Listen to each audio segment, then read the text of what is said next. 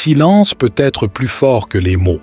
Cette idée peut sembler contre-intuitive, surtout dans notre monde moderne où les voix les plus bruyantes dominent souvent notre attention. Et pourtant, que diriez-vous si je vous disais que certaines des figures les plus influentes de l'histoire ont maîtrisé l'art de l'influence sans prononcer un seul mot? C'est là l'essence du stoïcisme, une philosophie qui non seulement survit mais prospère dans notre ère moderne chaotique, car elle nous enseigne le pouvoir de la tranquillité intérieure et l'impact profond de nos actions non verbales. Dans notre discussion d'aujourd'hui, nous allons explorer comment le stoïcisme, une philosophie enracinée dans la sagesse des penseurs anciens tels que Marc Aurèle, Sénèque et Épictète, peut transformer de manière spectaculaire non seulement votre perception de vous-même, mais aussi la manière dont le monde vous perçoit, sans que vous ayez besoin de dire un mot. Que vous cherchiez à améliorer vos relations personnelles, à élever votre comportement professionnel ou simplement à trouver un sentiment de paix plus profond dans votre vie quotidienne, les principes stoïciens que nous découvrirons aujourd'hui offrent des stratégies pratiques et actionnables qui promettent des résultats profonds.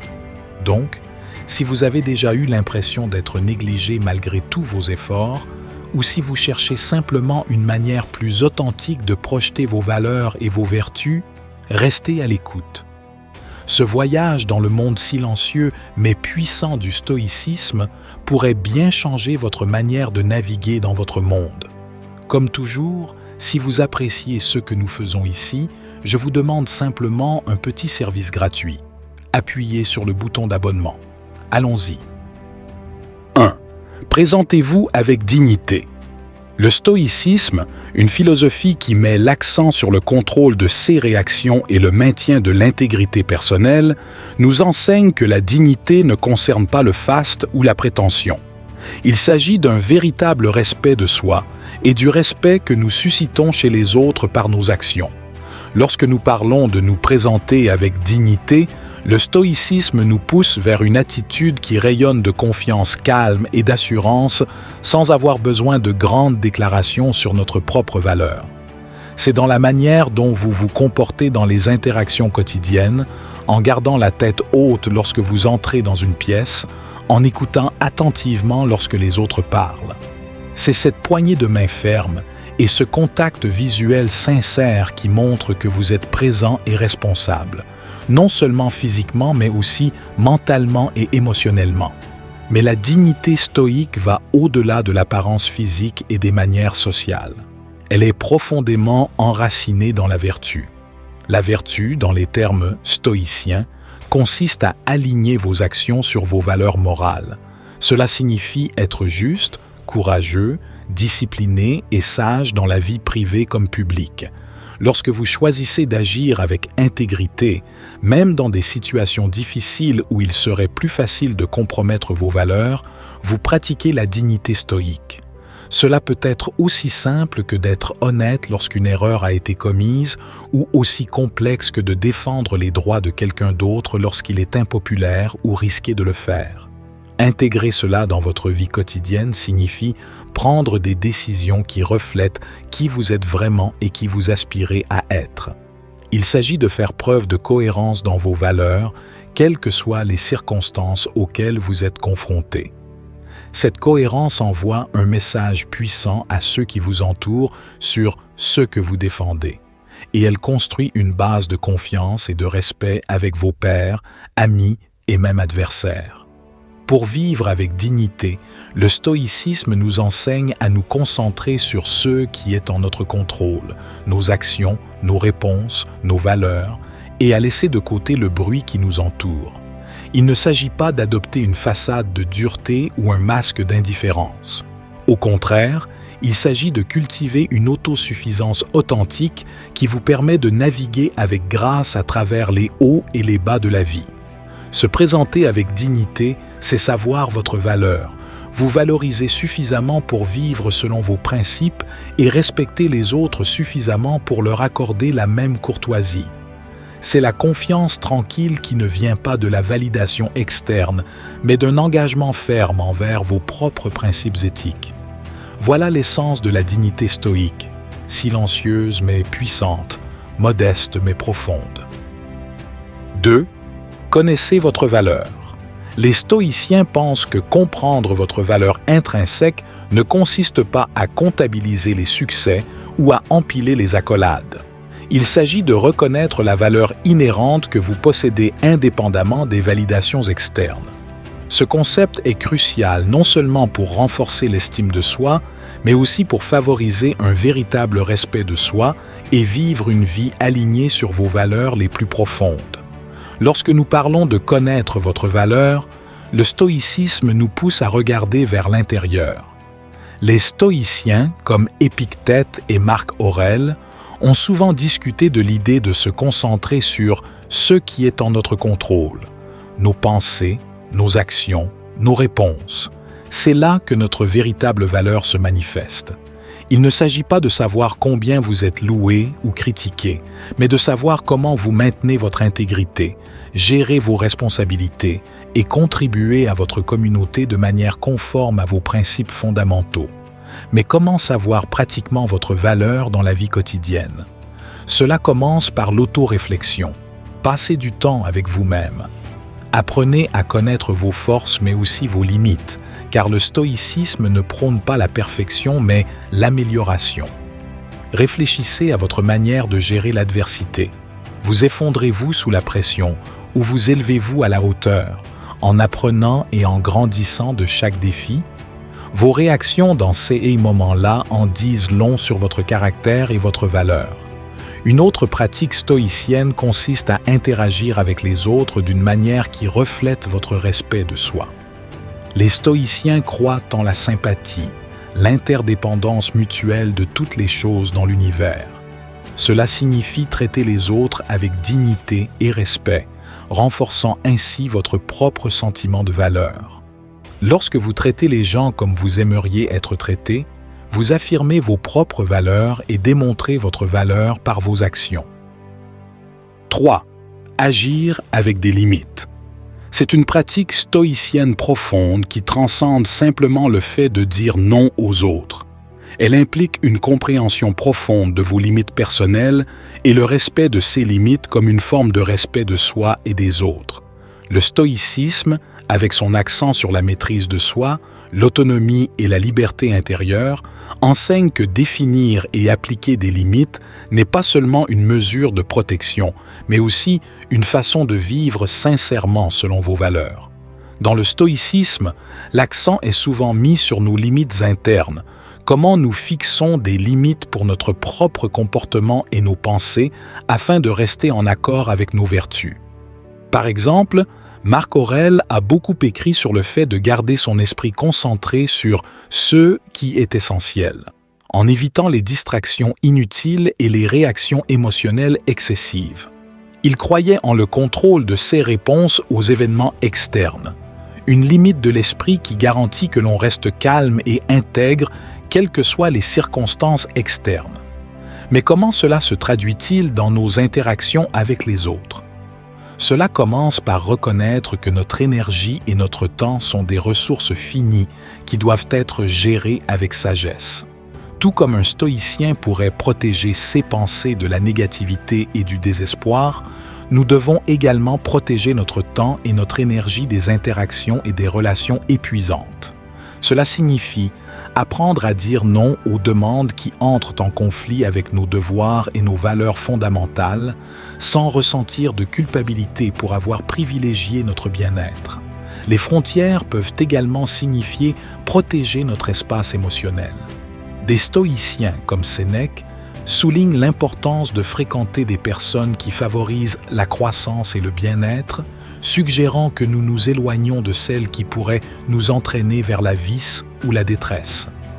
En termes contemporains, cela pourrait signifier prendre ses distances par rapport à des relations toxiques ou trop exigeantes, choisissant plutôt de passer du temps avec ceux qui nous élèvent et nous soutiennent. Établir des frontières implique également une communication claire. Il s'agit d'exprimer clairement et respectueusement vos besoins et vos limites sans agression ni passivité. Ce type de communication directe est profondément stoïcien car il s'agit d'être sincère et direct, évitant la manipulation ou les comportements passifs-agressifs qui peuvent obscurcir nos relations et notre propre clarté morale. 4. Limiter l'accès.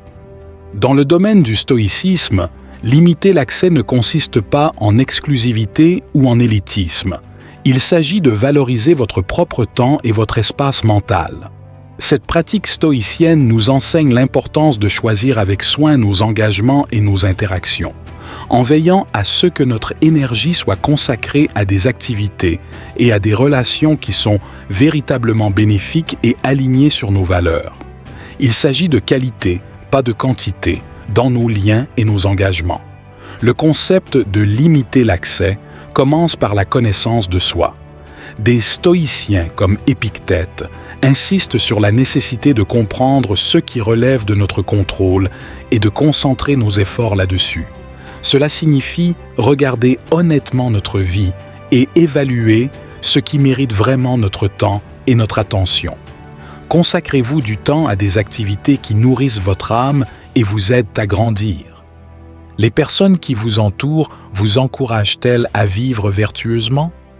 Le stoïcisme ne nous encourage pas à nous couper du monde, mais à cultiver notre jardin avec soin, en arrosant les plantes qui donnent les meilleurs fruits.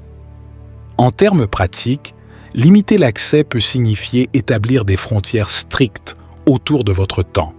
Cela pourrait ressembler à un choix de ne pas consulter vos emails ou les réseaux sociaux à certaines heures pour préserver votre paix le matin et le soir.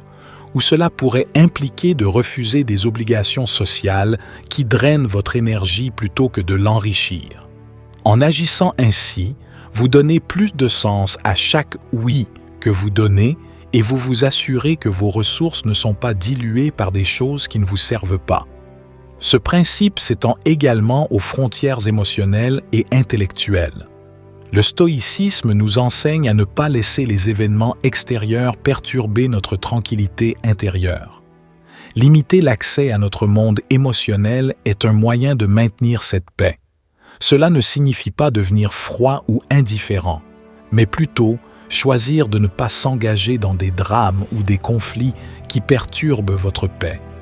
Il s'agit de ne pas permettre à chaque circonstance extérieure d'impact sur votre humeur et votre état d'esprit. Cela ne signifie pas de devenir froid ou indifférent, mais plutôt choisir de ne pas s'engager dans des drames ou des conflits qui perturbent votre paix. Il s'agit de ne pas permettre à chaque circonstance extérieure d'impact sur votre humeur et votre état d'esprit. 5. Préparez-vous à partir. La capacité de partir tourne autour de la croyance stoïcienne en l'autosuffisance. Des stoïciens comme Sénèque et Épictète ont souligné l'importance d'être satisfait de soi-même et de ses choix moraux. L'idée est que vous ne devriez jamais vous sentir tellement attaché à une situation, un emploi ou même une relation que la peur de la perdre vous paralyse ou compromette vos valeurs. Avoir le courage de partir signifie reconnaître quand un aspect particulier de votre vie ne sert plus votre objectif supérieur ou ne correspond plus à vos valeurs fondamentales. Partir n'est pas une impulsion réactive, mais une décision calculée qui découle d'une compréhension claire de ce qui est et n'est pas bon pour vous. C'est établir une norme élevée pour votre vie personnelle et professionnelle. Par exemple, dans les relations, cela pourrait signifier avoir la force de mettre fin à un partenariat nuisible ou qui ne contribue plus à la croissance mutuelle. Dans les carrières, cela pourrait impliquer de quitter un emploi qui freine votre potentiel ou vous force à compromettre votre intégrité. De plus, se préparer à partir est également un exercice de respect. Respect de soi et de la valeur intrinsèque de sa vie et de ses choix. Cela renforce l'idée que vous êtes l'ultime autorité sur votre vie et que vous avez le pouvoir de choisir des environnements et des relations qui favorisent la croissance, le bonheur et la vertu. C'est ne pas se contenter de moins que ceux que vous méritez et ne pas s'accrocher aux situations par peur ou par confort. Le stoïcisme aide à considérer cette préparation à partir non comme une perte mais comme un gain stratégique, un pas vers une plus grande liberté et authenticité. Lorsque vous êtes prêt à quitter des situations qui ne vous bénéficient pas, vous ouvrez la porte à des opportunités qui résonnent mieux avec votre moi authentique. Cette préparation à lâcher prise enseigne également la résilience en soulignant la nature transitoire des circonstances extérieures et la force durable d'une vie intérieure bien cultivée. 6. Le pouvoir de dire non. Dans la perspective stoïcienne, dire non n'est pas seulement un refus, mais une affirmation d'indépendance vis-à-vis des désirs et des influences qui ne sont pas conformes à nos valeurs et vertus fondamentales. Il s'agit de prendre le contrôle de sa propre vie et de essayer décision, ce qui est un concept fondamental dans le stoïcisme. Le stoïcisme nous enseigne à être sélectifs quant à nos engagements et nos engagements pour nous assurer qu'ils sont en harmonie avec nos principes. Marc Aurèle a souligné l'importance d'agir conformément à notre nature et à notre moi rationnel, ce qui nécessite parfois de décliner des demandes ou des opportunités qui ne contribuent pas à notre croissance morale et personnelle. La capacité de dire non reflète un engagement envers l'intégrité et le courage de défendre nos convictions, même lorsque cela est difficile ou impopulaire. Cette pratique de dire non peut se manifester dans divers aspects de la vie, des choix quotidiens simples aux décisions importantes. Elle implique de refuser des invitations qui nous éloigneraient de nos objectifs, de refuser de participer à des comportements qui compromettent notre caractère, ou même de s'éloigner de relations et d'environnements nocifs. L'acte de dire non est essentiellement un acte de respect de soi et de préservation de soi, nous permettant de consacrer nos ressources, temps, énergie et attention à des activités qui sont véritablement significatives et enrichissantes. 7. Le scepticisme sain est vital. Il ne s'agit pas de douter de tout au point de devenir cynique, mais plutôt d'adopter une approche réfléchie et discernante du monde qui nous entoure, ce que les stoïciens estiment conduire à une compréhension plus profonde et à une appréciation des complexités de la vie. Le stoïcisme, tel que pratiqué par des philosophes comme Sénèque et Épictète, enseigne que nos premières impressions ou réactions aux événements ne sont pas toujours les plus exactes ou les plus utiles. Il préconise plutôt une pause, un moment pour réfléchir et questionner avant de former un jugement ou de prendre une décision. Cette pratique est enracinée dans la croyance que notre esprit rationnel est capable de discerner la vérité du mensonge et que, en exerçant cette capacité, nous pouvons mener une vie plus épanouissante et moins réactive. Intégrer un scepticisme sain dans votre vie quotidienne signifie ne pas accepter automatiquement chaque information que vous rencontrez. Cela implique d'évaluer la source, de considérer le contexte et de peser les preuves avant de former une opinion. Cela est particulièrement pertinent à une époque dominée par l'information instantanée et la désinformation fréquente.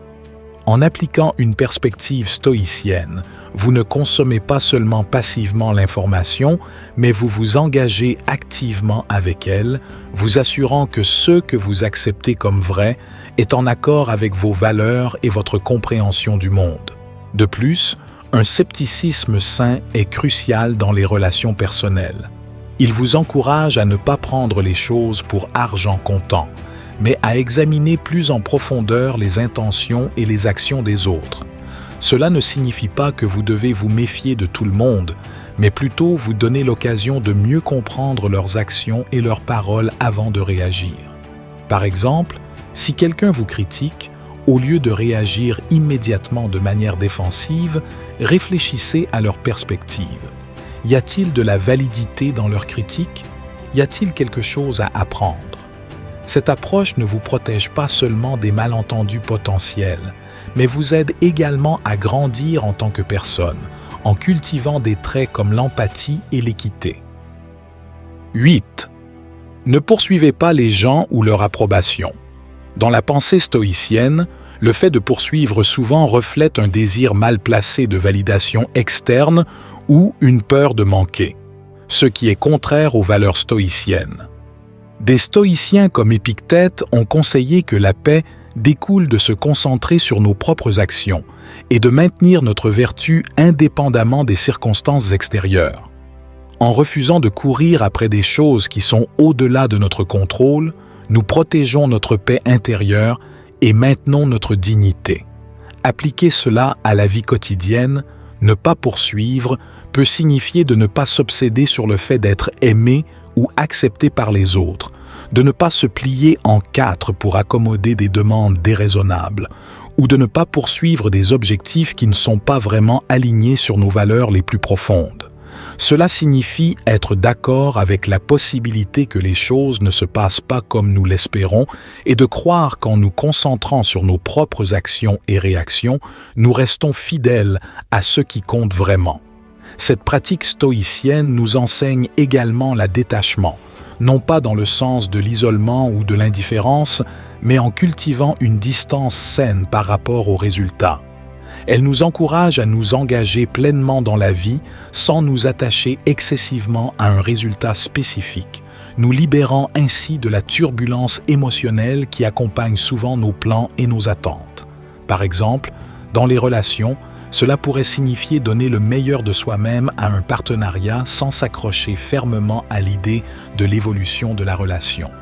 Dans les carrières, cela pourrait signifier travailler avec diligence et passion sans devenir si attaché à une reconnaissance ou à une promotion particulière que notre bonheur en dépend.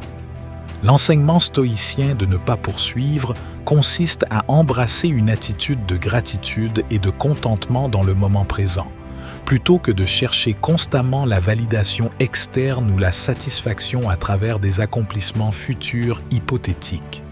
C'est reconnaître que la véritable satisfaction et la paix intérieure viennent de la cultivation de notre propre vertu et de notre engagement envers ce qui est juste et bon, indépendamment des résultats externes.